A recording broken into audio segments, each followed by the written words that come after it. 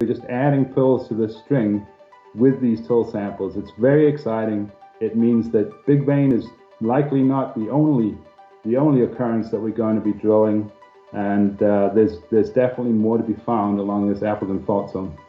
Joining us for a conversation is Roger Moss, the CEO of Labrador Gold. Dr. Moss, welcome to the show. Thanks, Maurice. It's great to be back again. Glad to have you back on the program, as you have some very encouraging news coming from the Kingsway Gold Project, this time in the form of pristine gold grains.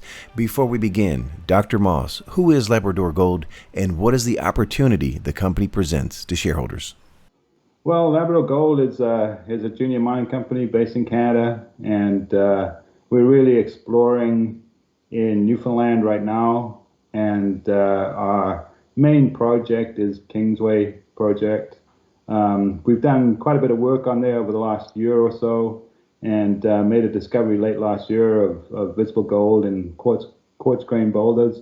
And we've been drilling it for now a few months, and we've had some really nice high grade hits. So yeah, I think the potential is there, and some of the news that we've been putting out recently, I think, really demonstrates that. And today's news just, I think, adds even more to the story. Dr. Moss, take us to the Kingsway Gold Project, which is along a structure highway known for gold-bearing fluids. Please acquaint us with the primary structures. Yeah, well, one of the things that really interested me about Kingsway when I first heard about it and we moved to acquire it was the fact that we had these major crustal structures running through it. And we know that the kinds of gold deposits that we're looking at here, orogenic and epigenetic gold deposits, they are associated with these major crustal structures. So if you have them, it's great. You can find gold along them. And we are fortunate enough to have two, the Appleton Fault Zone and Dog Bay Line. Most of our work to date has been along the Appleton Fault Zone, and that's it's almost a no-brainer, because down to the south of us, where Newfound Gold are exploring, they've been having incredible success exploring along the Appleton Fault Zone with their great intersections at Keats and Lotto, and most recently at the Golden Joint. So they have three occurrences down there along the Appleton Fault Zone, and ours is just starting, and our big vein target is also located along the Appleton Fault Zone. So it seems to be a pretty prospective structure that's running through the property. Speaking of the big vein in the Appleton Fault Zone, at the conclusion of our last interview, you stated that the big vein may be the first of many occurrences, and that the ideal situation is finding a string of pearls along the Appleton Fault Zone. Let's see if the ideal has the potential to come to fruition. Let's visit the Appleton Fault Zone, as earlier today Labrador Gold announced till results of pristine gold grains. Dr. Moss, what can you share with us? Well, yeah, I think it was we did a pretty big till sampling survey over the southernmost two licenses of the Kingsway project, and I think there was 57 till samples in total, and we got some really nice results. And the key here, and I think you said it twice, I'm going to say it again, is pristine gold grains, and that means that these grains haven't traveled very far from their source.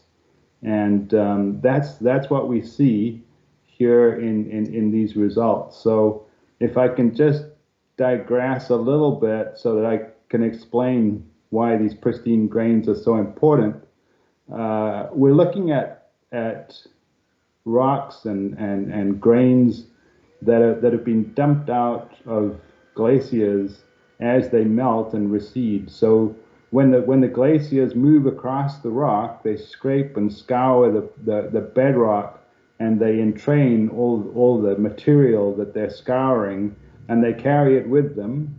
And when they recede and melt, they start dropping that material all the way back to the source.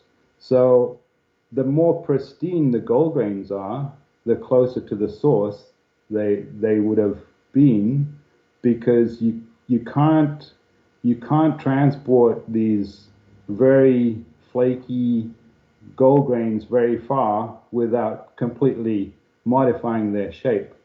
And so in terms of gold grain morphology for till sampling, we talk about pristine, closest to the source, modified, further away, maybe around half a kilometer or more, and then reshaped, where the gold grains are totally bent onto themselves and more rounded, and that's furthest away from the source and probably up to over a kilometer away from the source.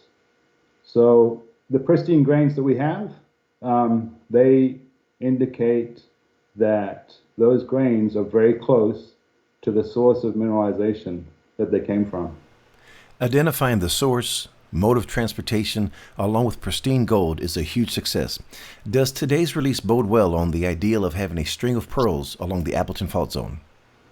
Oh, absolutely. To give you an example, and this is where it gets really exciting, because we had a till sample that was taken right next to Big Vein, and it had something like 165 grains of gold in total, and something like 80% of them were pristine.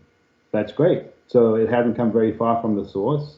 But we know that Big Vein has visible gold in there. We found a big boulder last year of quartz vein with visible gold in it. So it's not a big jump to say that, well, yeah, sure, that till sample came from Big Vein. Yeah, seems to be a reasonable idea. And but the results that we announced today, there are two samples. Another one with 165 grains of gold, somewhere around 90, just over 90% of them pristine, very close to source. And the other one, 311 grains of gold, just over 80% pristine. 311 grains of gold is almost double the number of grains of gold that we found in the sample next to Big Vein. And that occurs 700 to 800 meters northeast of Big Vein. So that means that those samples, or the gold grains in those samples, did not come from Big Vein. They came from somewhere much closer to the sample locations.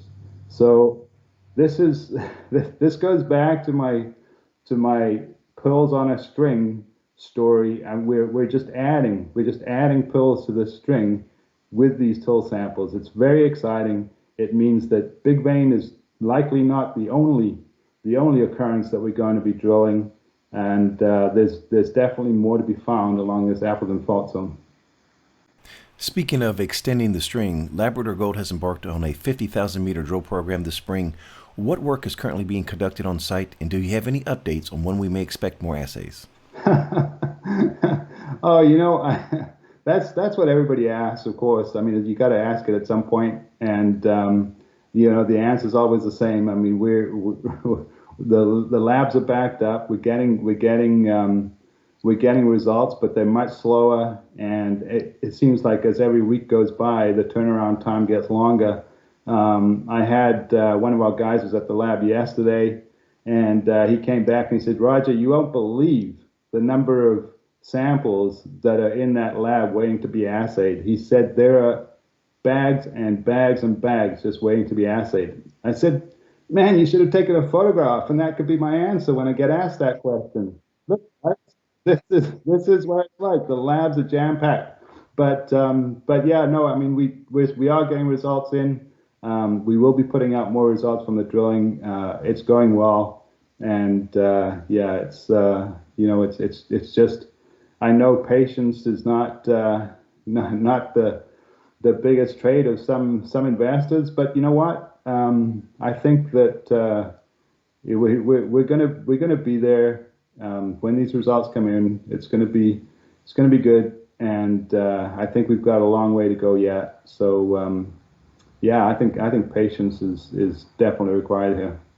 Leaving the Kingsway Gold Project, let's get into some numbers. Sir, please provide the capital structure for Labrador Gold.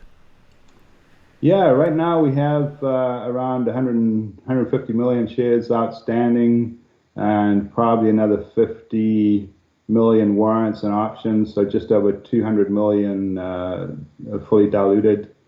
We have, yeah, and we have 35 million in the bank. We don't have any debt.